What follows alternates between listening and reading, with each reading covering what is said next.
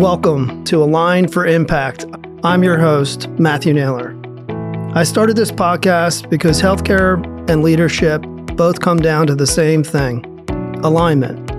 When people, purpose, and performance connect, real impact happens.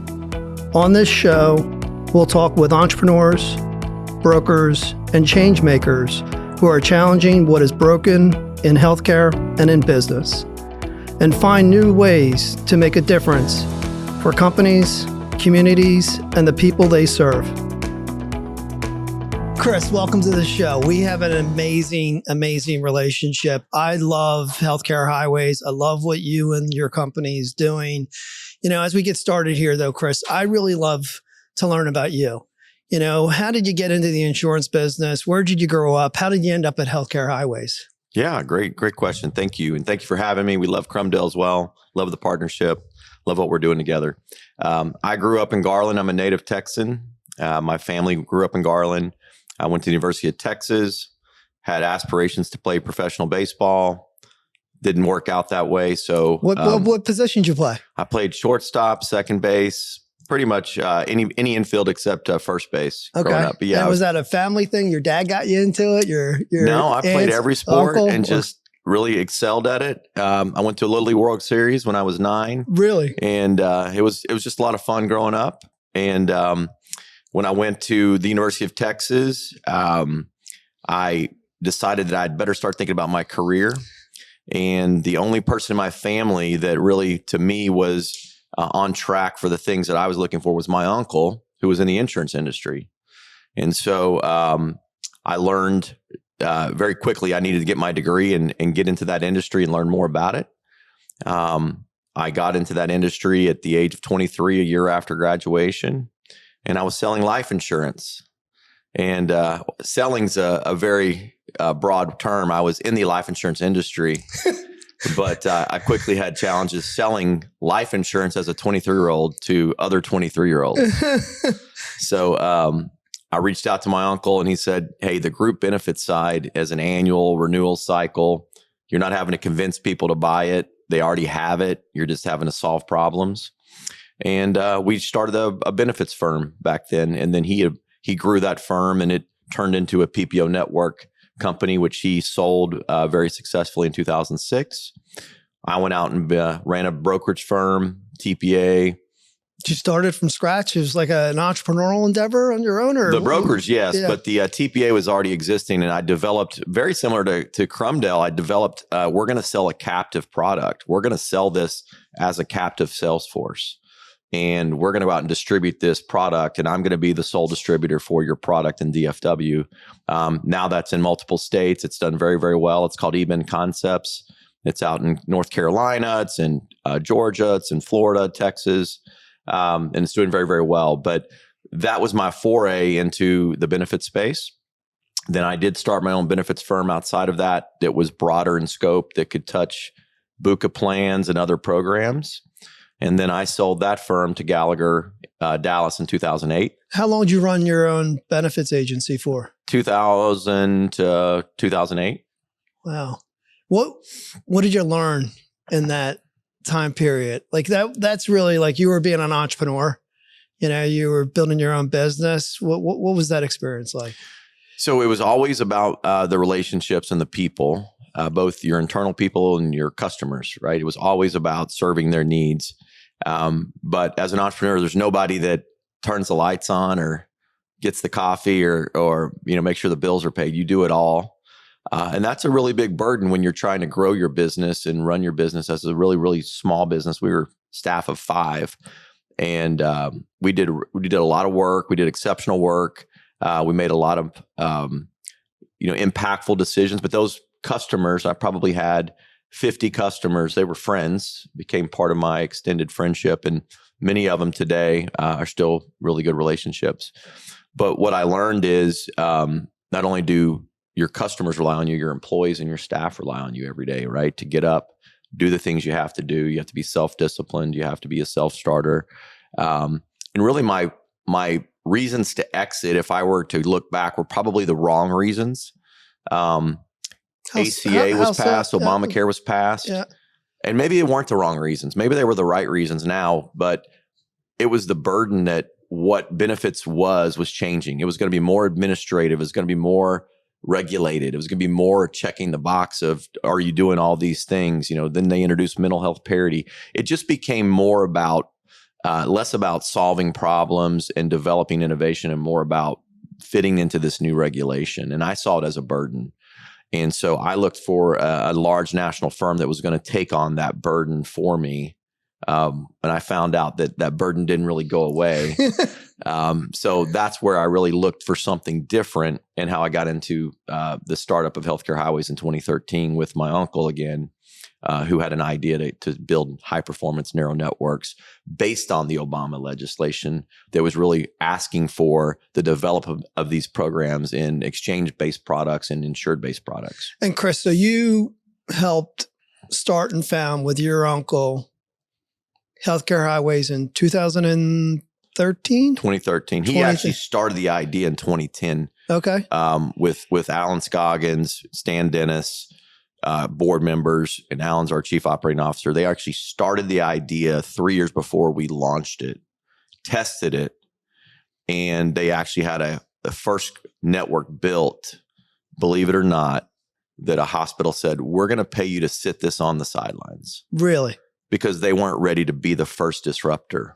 It sounds like, Chris, your uncle has had an amazing impact in your life, and my podcast is about alignment and it's about impact.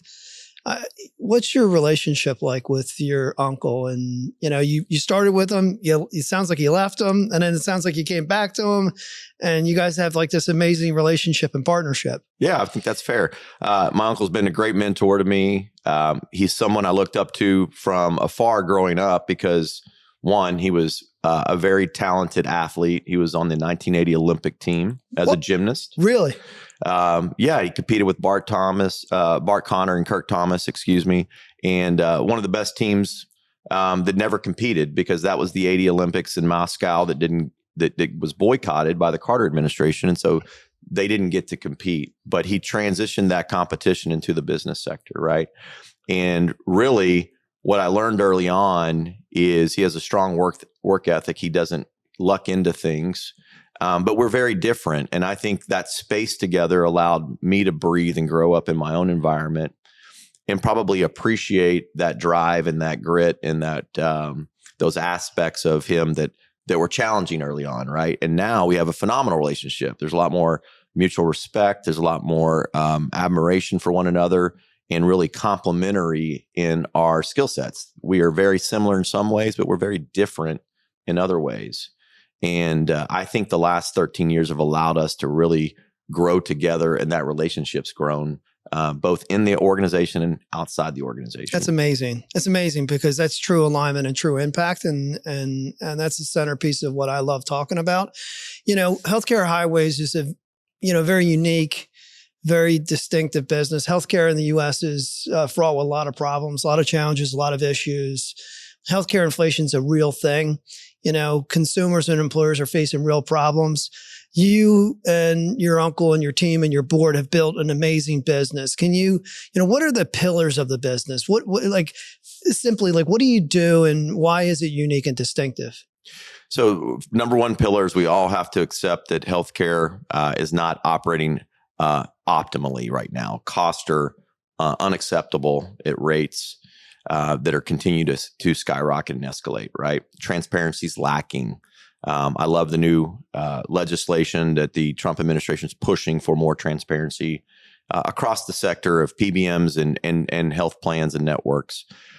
So that fundamental premise is it's not good enough the way it is. We can make it better, fundamentally. And what are we going to attack? We're going to attack the unit cost conversation of healthcare.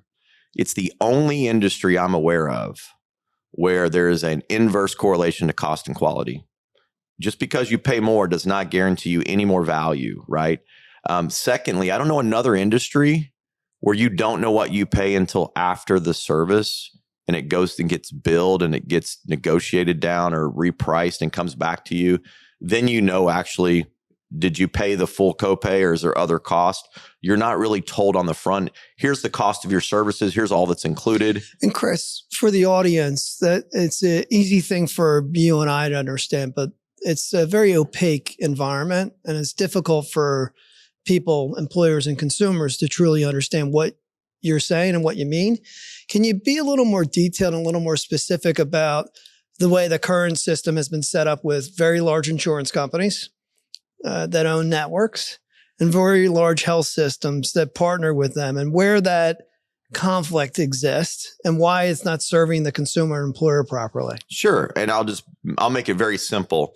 When you walk into a department store and you buy a good, they're going to tell you what that price is, period. You either pay it or you don't, and you know what you're getting for that service. In healthcare, it doesn't work that way. Hospitals will tell you their published price means nothing. It's just the starting point, right? And if you go a step further, the reason there's varying charge masters has a lot to do with reimbursements of federal plans like Medicaid and Medicare. What is a charge master? A charge master is a published list of your prices for all your services at the hospital. Every single thing you have to publish annually what your charge master is, right? And why would Medicare prices be different than the commercial healthcare market? So government sets the reimbursement rates on what they're going to pay you for Medicare because it's a government-sponsored plan. And then you do have contracts on Medicare Advantage plans, but basically Medicare Advantage plans are plans that are taking over Medicare plans that are government-sponsored plans for retirees and disabled people. And they're saying we can do it better and cheaper, but Medicare, the reimbursement schedule that the government sets, becomes the baseline of measuring what your costs are going to be from a hospital or a health insurance company's perspective. Now, how do we get to Medicare? There's a lot of diving into how we got to that, but let's just assume that's your cost basis. Some hospitals operate efficiently below Medicare and some operate highly above Medicare. They're not as efficient. So the debate is, should hospitals be able to all operate at a Medicare or below level? Is that truly because, Chris, from your perspective and experience, that hospitals are run well and some hospitals are run poorly and led poorly and they're just not operationally efficient? I think that's definitely part of it. It depends on their client mix too and where they're located. It depends on the economics and the demographics of where they're located, the types of patients that they're seeing, right? It depends on how much investment they have in technology, but a lot of it is how well they're run and how well they're managed. Does it depend, Chris, on the mix of business they have? It does. Not just demographic data, age, sex, industry, demographic data like rural communities, cities, but the mix of business, the commercial business, the blended business that the hospital's doing. Yeah, this is where to wrap this thought up is the government plans are what pay the most money to hospitals because there's more volume of that, right? Some people would say we already have a single payer system. It's the federal government through Medicaid and Medicare Advantage. But hospitals make their money on commercial health plans, right? That's why that payer mix is so valuable to him, which is the area we're tackling, is bringing more commercial profitable revenue to hospitals and also saving employers money. How do you do that? Exactly. That's what we do. And the way we do it is we reconstruct networks that were supposed to be managed care networks, meaning managed care means there's some strategy around the care you're accessing. And when people hear managed care, an employer or consumer, I think they hear, you're going to force me to do something I don't want to do. Sure. Can you help me help the audience understand like what you do that's unique and different? Because I think managed care gets a really bad rap and it's misunderstood. I think you're right. I think the HMO world, that word was used a lot in the 90s. And then there was a rebound back to, we're going to have open access networks, right? And that's where we are today, is as much provider access as you can have. So capitation in the 90s, HMOs, and then PPOs, and then open, do whatever you want. Make as big as you want, let the consumer choose. But this goes back to our original conversation around quality and cost matching. Members are going wherever, or patients, wherever they want because they have open access networks. they're not being guided. They're not being navigated to high quality, low cost. So managed care, if you want to flip it to navigation, is really guiding the member where they should be going and where they need to go, not forcing them to go to a bad situation or allowing them to just go where they were referred. Right now, there's no incentives in a lot of these plans to be guiding them to quality, to be guiding them to value. So let's use some examples, Chris. You know, if I was going to get a knee surgery, or I was going to get a back surgery, or I had to get an MRI, can you talk a little bit about like your technology?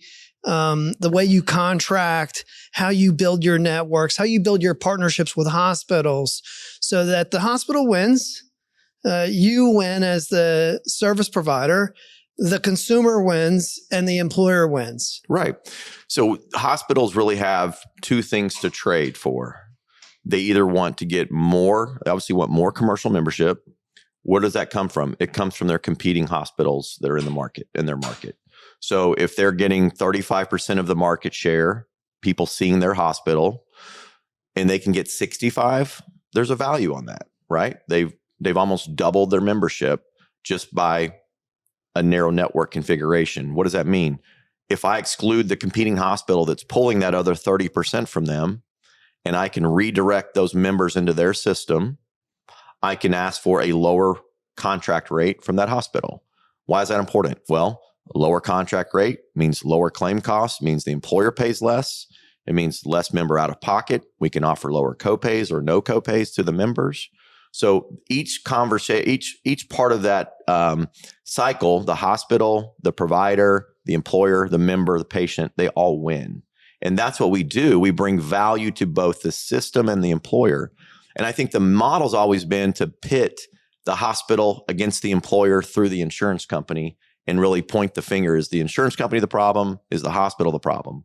What we believe in is if we have the conversation with the providers and the employers together, we can fix the problem, right? Employers are the buyers and consumers of most employer-sponsored health plans, and their members are the customers. And if we can build a solution where they have lower cost, the hospital gets more profitable revenue on commercial business, even at a lower rate, it's better for them. Then we can start to build solutions that are scalable and repeatable across the country. This doesn't sound disruptive to me. There's lots of things in the marketplace that, like reference-based pricing, and there's a place for that too in the market. But there's lots of things that are in conflict with hospitals, with employers, with consumers. It sounds like to me what you're building is something that's truly a win-win in the marketplace. How big is the company today? How many employees do you have on the team? Yeah, Healthcare Highways is about 130 total employees. We have 3 offices, or actually 4 now: Kansas City, Louisiana, Baton Rouge, Oklahoma City, and Frisco, Texas is our corporate office. And it sounds like you've invested a massive amount of time and money into this business to get it to where it is today. What markets are you in? What hospitals do you have the best partnerships with? Where are you truly differentiated? Yeah, we're full statewide in Texas. We have a full statewide network in Oklahoma, full statewide network in Louisiana. We've just opened up Kansas City market last year. We'll be building out that market throughout the rest of Kansas, hopefully parts of the rest of Missouri. We're looking at Midwest expansion, Chicago area. But really, when we invested in technology over the last 18 months, we can go to any market. What Healthcare Highways started as was a network entity. We've really evolved where we are backrooming networks or hospital networks in Florida, in San Francisco, in New York City, all across the country, where our labels know we're on the network, but we're operating it. What do you mean by that? We have to load contracts. We have to populate a directory search. We have to ingest claims from a administrator called third-party administrators. We have to take those claims, reprice them to the contract, send them back to the TPA so they can then process those. We do that all throughout the country. So we're not limited to where we just own networks.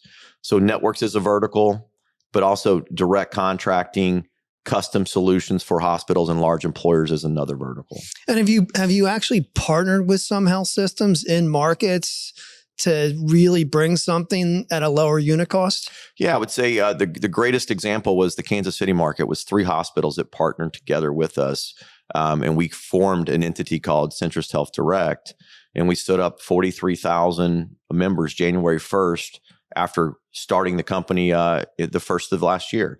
And that was a phenomenal success, but it was because we got all the synergies of the hospital committed to the vision, and we totally disrupted the market. And when I say disrupted, we introduced new competition that didn't exist 12 months ago.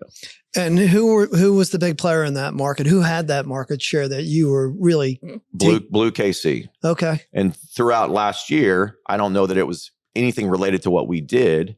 They had an affiliation, an alliance formed with Highmark Blues, and they're looking to create new solutions for that market because we severely impacted it. And I think they see that change is coming and they have to change and evolve as well. And it sounds like to me, Chris, that you've invested a lot in technology where the hospital is getting more members, they're getting paid faster, the consumer's getting a lower cost, the claim is being adjudicated faster. How can you be a little more specific about your technology? Because there's like in-network claims, there's out-of-network claims. Again, it's a very messy process that I don't think the employer or consumer truly understands. No, they don't. And I don't know that a lot of us understand it either. But so when a claim comes in the door, it runs through different clearinghouses to get to where it needs to go. And every time you have to run through a funnel, there's a click fee, there's a cost. When you send data, there's a charge. And when you receive data, there's a charge and so forth. So when technology would come in the door, it would go to the third-party administrator or the TPA or the insurance company. Then they would send it to the network. That's a click fee. We'd reprice it against our contract, or we'd run it to see, does it match one of our contracts? If it did, we'd reprice the claim to the contract amount, send it back to the TPA. Then they do all their adjudication work on what is the benefit level, how much are we supposed to pay, and then they pay the claim. And they send an EOB, an explanation of benefits, to the member and the provider. But if it didn't hit a contract, it would go back to the TPA. Then where did it go? Well, then it went to an out-of-network vendor, another click fee, right? Click fee in, click fee out to out-of-network.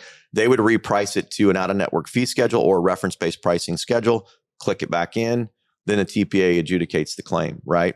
And if there's a mistake on either side, it runs through the process again, right? So what we've built is an environment. It goes in one click. If it hits the network, it reprices. If it doesn't, it reprices to out of network and it goes back. It stays in a single environment. How much faster is that, Chris? Days. If not, you have 30 days to typically reprice and pay a claim to ensure the contract. If it's not done in a timely manner, providers can say that contract is null and void. We're doing this 99% first pass, first run. So one day. That's incredible.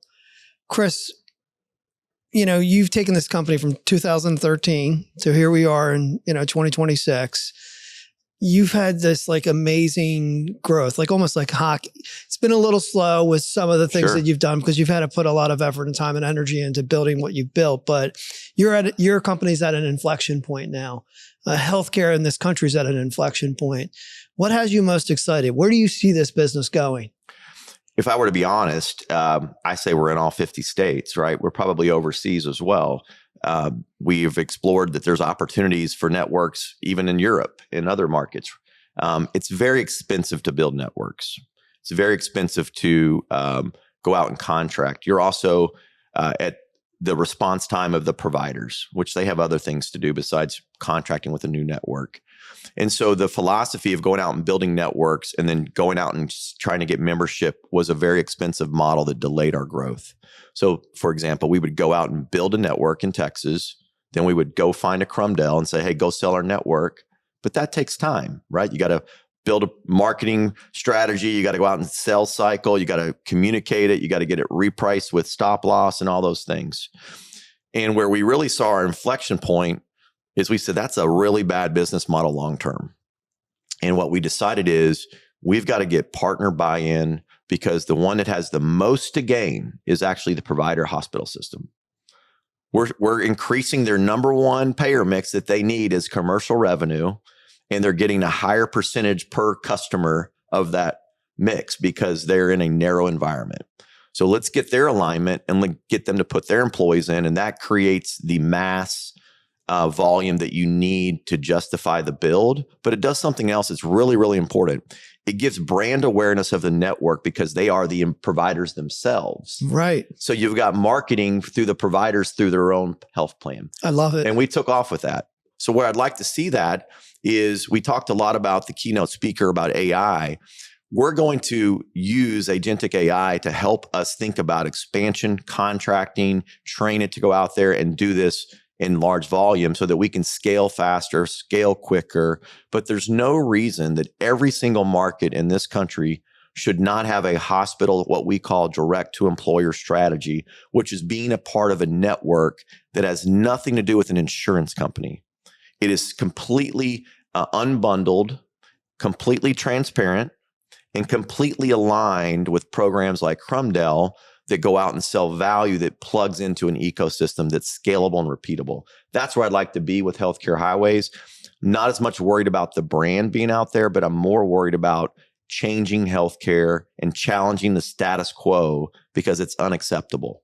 Chris, how many members do you have today? Like employee lives? How big is the business? Yeah, members, we're probably approaching 1 million. Wow. We've got over, we had about 390,000 in just Louisiana alone. We do a lot of Medicaid networks in that market, believe it or not. We do a lot of contracting around MA. We've got a lot of exchange membership in Oklahoma, but a lot of our membership is commercial employer plans. And that is growing at a very rapid pace. And when you say commercial employer plans, you mean level funded, self-funded, high performing captives. That's what. We even have a small group fully insured product in Texas through an insurance company that uses our network. But we don't care what the product is. We're just going to be the network that plugs into that. But we touch any product our network can be utilized. Chris, I've been an entrepreneur for 30 years. I love speaking to entrepreneurs. It's hard. You're the president of the company. Every day you get pulled in many different directions. How do you spend your time? How do you focus? How do you lean into the business? How do you drive and advance the business to have alignment and impact? Well, I think being at impactful conferences like this is a great place to spend my time and see what's going on in the market and stay ahead of the curve. But I spend a lot of my time with my key partners, my vendor partners, my key TPAs, my key employer groups, my hospital partners.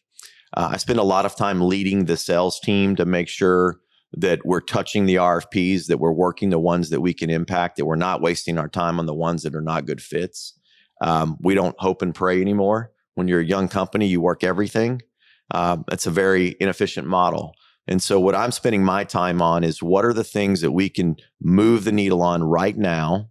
What are the holes that we have that we need to fill? And sometimes that includes me getting involved with IT, building solutions for us. Sometimes that is rethinking about the structure of, is this the right model to scale to serve our customers? One of the biggest things we decided last year is we had a very expensive phone system and we were using about 10% of it. And so we got rid of it. And we just went to a Zoom-based phone system and saved 6 figures. But we also analyzed the types of calls we were getting. And we realized we were spending 76% of our time on calls we should have never got that should have got to the TPA. And so I researched that and spent the time of why are we getting those calls? You know why? Our phone number was first on the ID card, not the TPA's. And I'm like, well, that's obvious. They're calling the first phone number. Let's take the phone number off. Why does our number need to be on there? Providers call us. They should be members should be calling the TPAs, the Crumdells of the world. They shouldn't be calling Healthcare Highways. And so we've seen our call volume go way down. We've seen our redirection calls, because we were redirecting 76% of the calls, go way down. And we've redeployed that staff to be doing more meaningful claim resolution, claim research than what they were doing answering calls that they didn't need to answer. Chris, I've loved this conversation. I admire what you and your team have built. I see how it's lowering costs and producing better outcomes and creating a better experience. Transparency is needed so much in our industry, and driving to a lower unit cost. You and your company have done that. It's an amazing thing. What questions have I not asked? What should I have asked? Yeah, I think the biggest challenge that we face is we have to empower and educate employers to understand they hold the power to change the healthcare system. They're the buyers. They're the consumers. We can be as innovative as we want, but until employers truly take ownership of buying their health plan, not their consultant, they buy their insurance, they will understand that they're unlocking so much power and ability to affect change. And I think that's why I like to go out and talk to employers and educate them on, you own your data. You don't need to ask for it. You need to demand it, right? You need contracts that support transparency. You need to be working with vendors and solutions that support transparency, that push that information to you. But I always say employers are better consumers because they're the actual consumer. It's their money. Do you let other people balance your checkbook at home, right? Or do you spend your own money and balance your own? If it's your money, you should be spending it and involved in the decision and making the final decision. And a lot of them don't. And I think a lot of it's out of fear, and a lot of it is trusting a third party that's got their best interest. And there's great consultants out there, and they do a really good job. But at the end of the day, the newest thing that's emerging in healthcare, and started with 401k, now it's in the PBM sector, and it's coming to a place near us in medical, and that's fiduciary liability. And fiduciary liability says in an ERISA plan and self-funded environment, you should be making the best decisions in the best interest of your members. And if you're not involved in that decision and understanding where the money's flowing, you're going to have some risk. And I think that's the part of the industry that once that comes out, and there's legislation being proposed right now, that will affect more than anything else we can do, because then they will be more interested in our solutions. They'll be more open to say, there's a cheaper option out there. Why did you not make that available to me as an employee, right? And we're seeing members sue plans today on the PBM side. We saw the Johnson & Johnson lawsuit, saw the Home Depot lawsuit. And so I would just really encourage employers that we talk to, and I know we and you and I work through the broker community, but I don't think it has to hurt the broker. I just think it needs to put them next to that employer to say, you really need to be engaged in this decision. You really need to listen to what Crumdale has to say or what Healthcare Howies has to say, because that level of transparency is coming to our world. Chris, I've loved the conversation. I've enjoyed it immensely, and I appreciate the partnership. Thanks. Thank you. Yeah. This is Matthew Naylor. You've been listening to Aligned for Impact.